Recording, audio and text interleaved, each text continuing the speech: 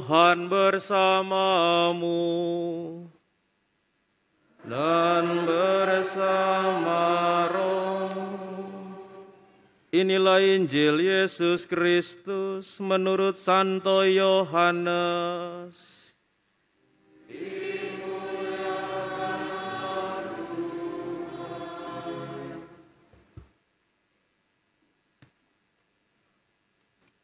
Sekali peristiwa, sampailah Yesus ke sebuah kota di Samaria yang bernama Sikar dekat tanah yang dahulu diberikan Yakub kepada anaknya Yusuf.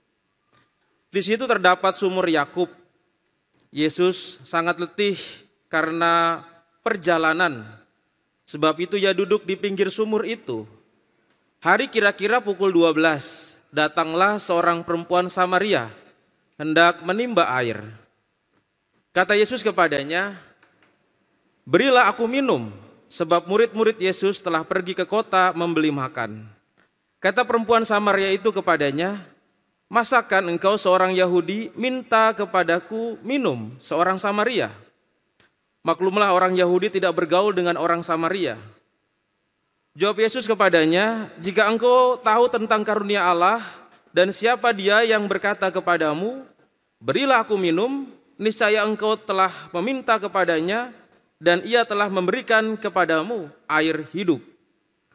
Kata perempuan itu kepadanya, "Tuan, engkau tidak punya timba dan sumur ini amat dalam. Dari manakah engkau memperoleh air hidup itu?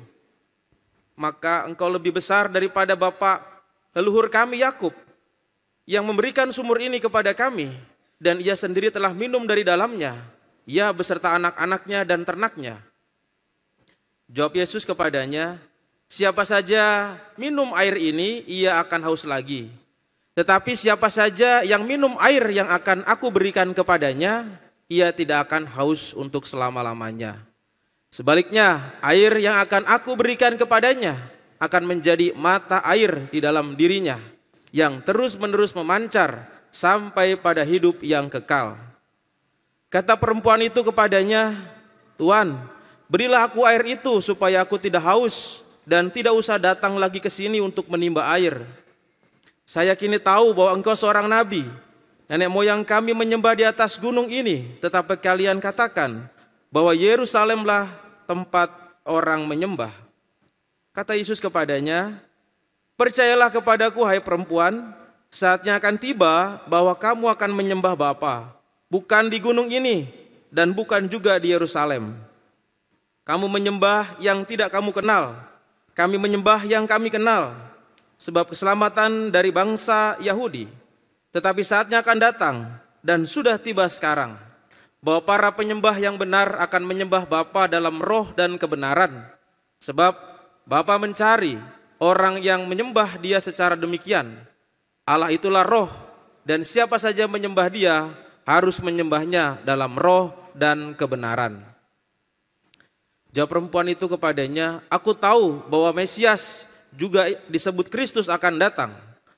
Apabila ia datang, ia akan memberikan segala sesuatu kepada kami." Kata Yesus kepadanya, "Akulah dia yang sedang bercakap-cakap dengan engkau." Banyak orang Samaria dari kota itu percaya kepada Yesus karena perkataan perempuan itu yang bersaksi. Ketika orang-orang Samaria itu sampai kepada Yesus, mereka meminta kepadanya supaya Yesus tinggal dengan mereka. Yesus pun tinggal di situ 2 hari lamanya. Karena perkataan Yesus, lebih banyak lagi orang yang percaya. Dan mereka berkata kepada perempuan itu, "Kami percaya, tetapi bukan lagi karena apa yang kau katakan, sebab kami sendiri telah mendengar Dia, dan kami tahu bahwa Dia benar-benar juru selamat dunia." Demikianlah sabda Tuhan.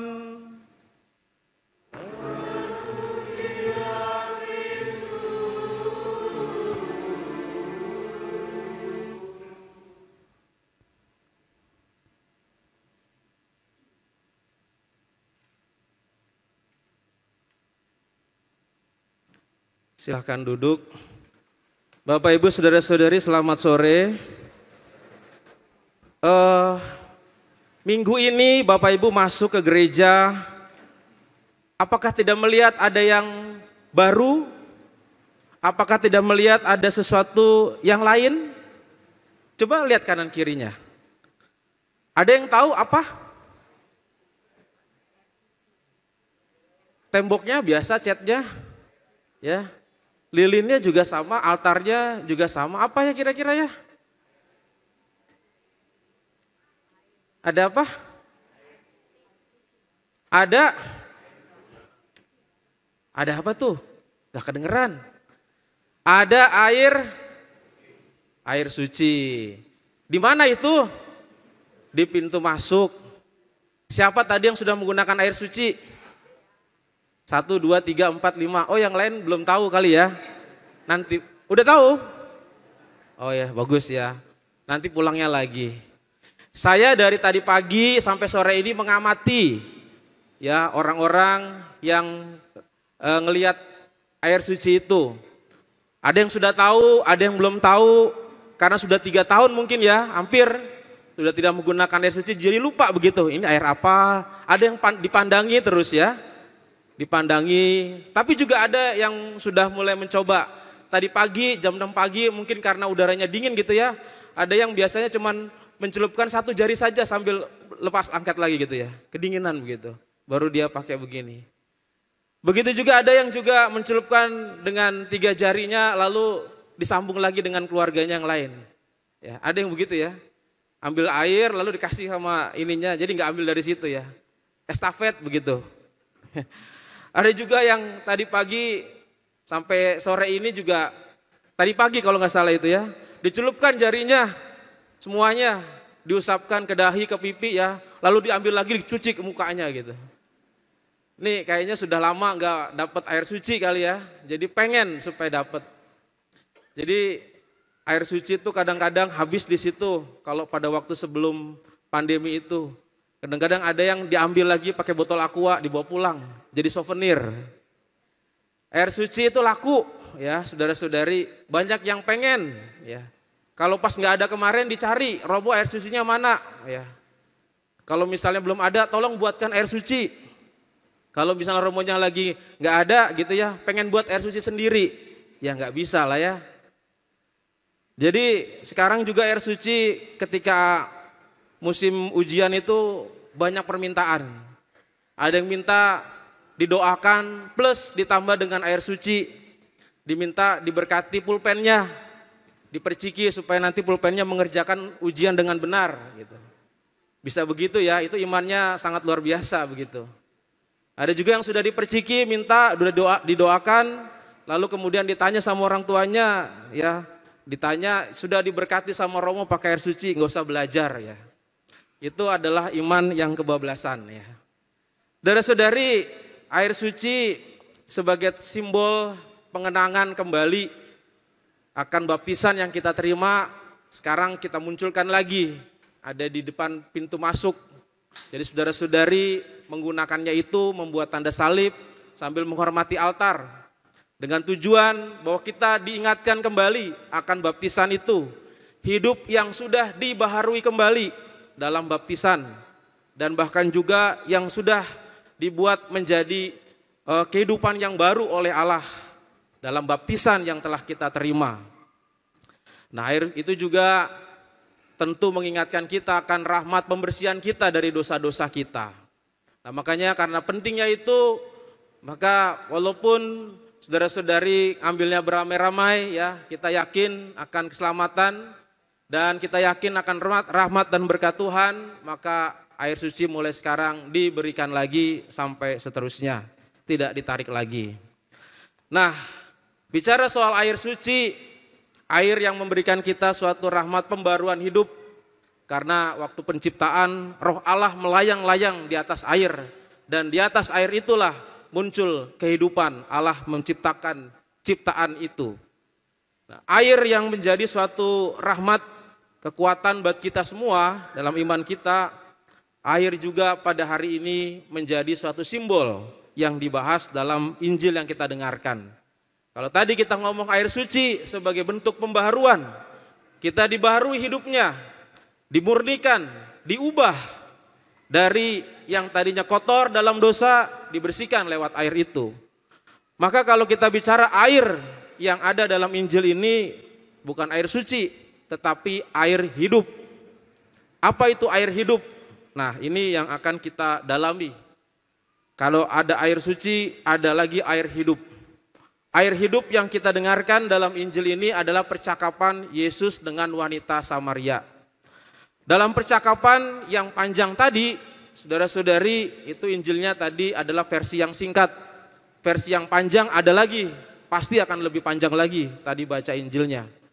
Dalam versi yang tadi didengarkan bahwa kita tahu Yesus bersama dengan wanita Samaria. Mungkin pertanyaan kita akan muncul, kenapa wanita Samaria ini tidak ada namanya? Biasanya disebut, kalau dalam Injil disebut nama, ada Petrus, Yakobus, ya Sakeus, dan sebagainya. Kenapa wanita Samaria tidak ada nama?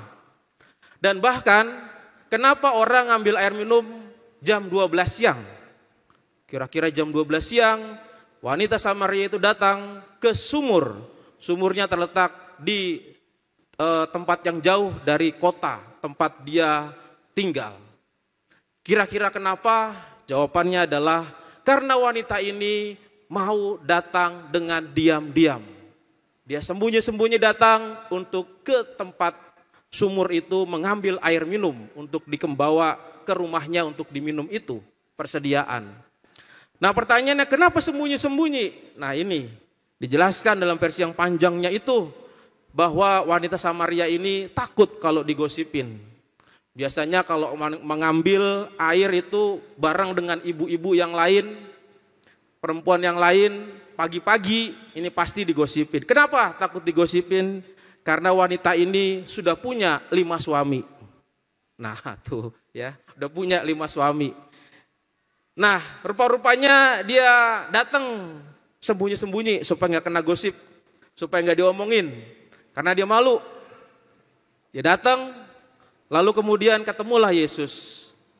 Nah, wanita ini dari yang merasa dirinya berdosa, yang merasa dirinya juga tidak diterima banyak masyarakat, lalu datang berjumpa dengan Yesus. Nah, disinilah titik perubahan. Disinilah makna air hidup. Disitulah fungsi air hidup ada.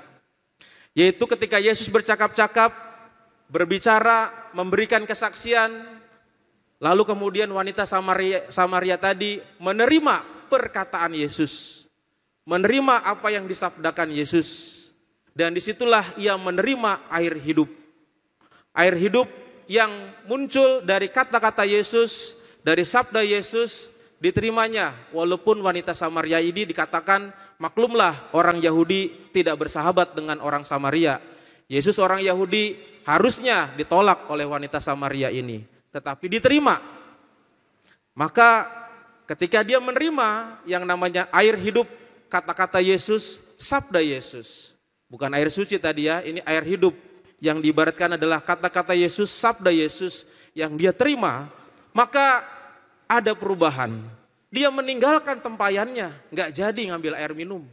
Dia datang ke kota, dia sampaikan kepada orang-orang yang tadinya orang ini malu-malu ketemu orang lain, ketika mendapatkan air hidup itu malah jadi berani untuk bersaksi tentang Tuhan Yesus, tentang orang Yahudi. Dia berani bersaksi itu. Jadi pertanyaannya, ada apa dengan air hidup itu? Tadinya orang ini malu-malu, datang sembunyi-sembunyi jam 12 siang ngambil air supaya nggak ada orang. Tiba-tiba setelah menerima air hidup, dia berani datang ke kota terang-terangan. Dan dia berani memberikan kesaksian.